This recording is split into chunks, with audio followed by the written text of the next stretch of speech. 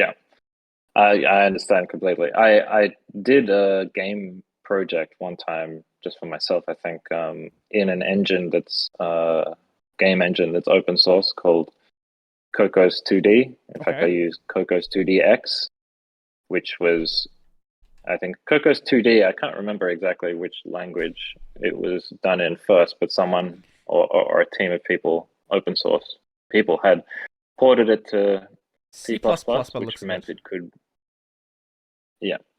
So it meant it, well, Cocos 2D X, I think, is C++, Oh, and um, Cocos 2D on its own might have been something else, or I can't remember.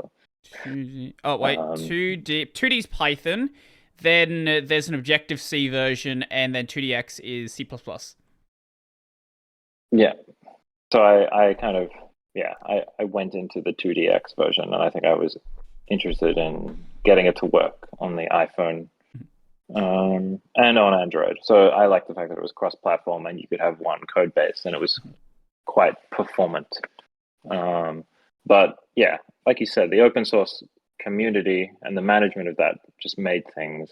I guess it's a different experience to using a gaming engine that's been developed by a larger team or Mhm. company that has the resources and management capabilities to kind of organize things a little bit better. It was a really cool project. I really like Cocos 2DX, but I found it very hard to navigate the documentation, or you run into an issue. It's very particular. You'll just have to post something to a forum. Some people will help you sometimes. Maybe people will never respond to you. So it's like, Mhm. well, I just need to do this thing. I don't know how to do it. And so yeah, it can be tricky. Mhm. Yeah, I guess that's why a lot of people just tend to gravitate towards Unity or towards Unreal because basically anything that you want to know, especially Unity, like there's gonna be some YouTube tutorial video on it. Like same with like Blender. Like people have done a lot of videos on this software. You can find out information pretty quickly. And if there isn't a video, there are really big communities around it. And you can usually find someone who's already asked the question or somebody who knows the answer. And right now there is at least like there's a developing community around the Godot engine, especially after there was the whole drama with like Unity changing their like runtime license fees.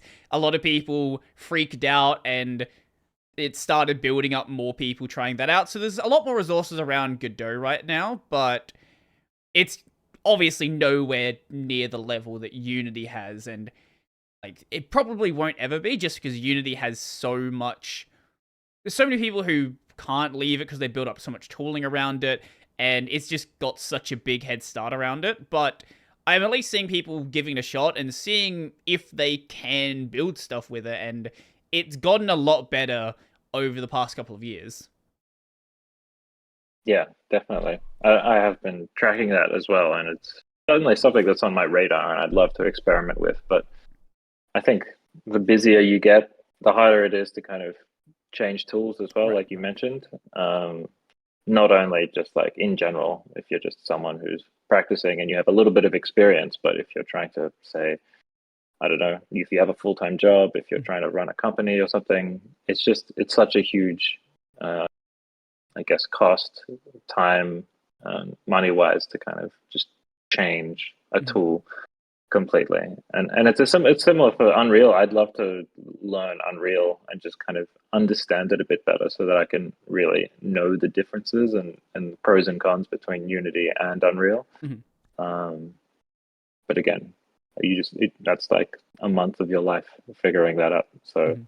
and even Unity, I don't really know how to use all the features and tools within Unity. So Mhm. they're huge beasts and they're amazing.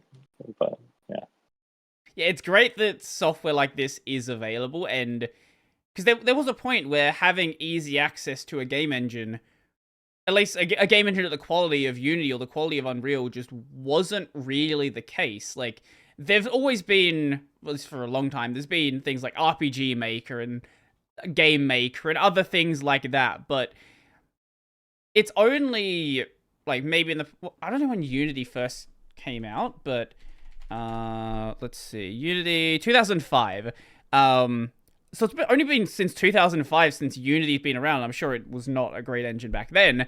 But before that, like if you wanted to build a game, like the tooling that was available was a lot more limited, and you were basically gonna have to either learn how to write a game engine, be working at a company, or use one of the far more limited engines that were out there. And people did it. They're great games people wrote back then, but there's a reason why the indie game scene is a lot bigger now than it ever could have possibly been back then. Like the tooling that's available, the documentation that's available, the resources that are available makes doing this so much more accessible than it's ever been.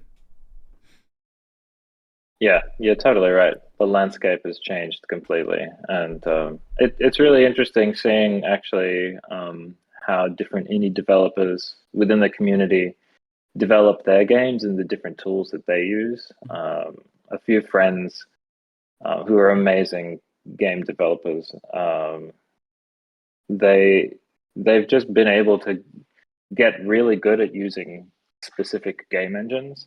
Like there are some game developer friends who are just amazing at Game Maker, and I think it's one of those tools that maybe you can get incredibly good and fast at using. These indies that are they can create pixel art really quickly, and they know how to use Game Maker to make very um, like exactly what they need to make that they have in their head, and they can like pump it out in a few months. And for me it's very humbling because I have no idea how they can do it so quickly, to be honest. I can't make anything that quick. But yeah, I think if you get good at a tool you can really kind of optimize your workflow. Mhm. And some of the lesser known ones people can get really great at. And it's just funny, yeah, meeting people and they just love certain tools. Like, oh, I made it in this random tool that you've never heard of, and actually I helped make it or something like that. Mhm. So it's really cool to see that landscape. And in fact, it's interesting because some tools will let you make things that you wouldn't otherwise be able to make. Mm. So in our community, uh, there are some devs that are making a game called Bits and Bops, Mhm.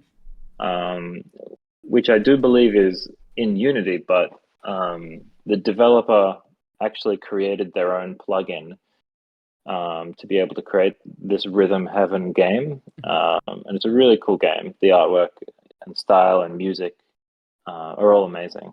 But I believe I went to a talk and they were saying that they just really couldn't do what they needed to do in terms of audio latency with the tools available in Unity or Fmod. So the developer had just had to make their own plugin, and they actually, I think, made it available on the Unity asset store afterwards as well, or maybe that, or they're selling it to other companies. I'm not sure, but just a great example of how specific tools will only let you do certain things, and if you want to kind of create or design a new style of game, perhaps Mhm. that's when you do have to break the mold a little bit and Right. design from the ground up.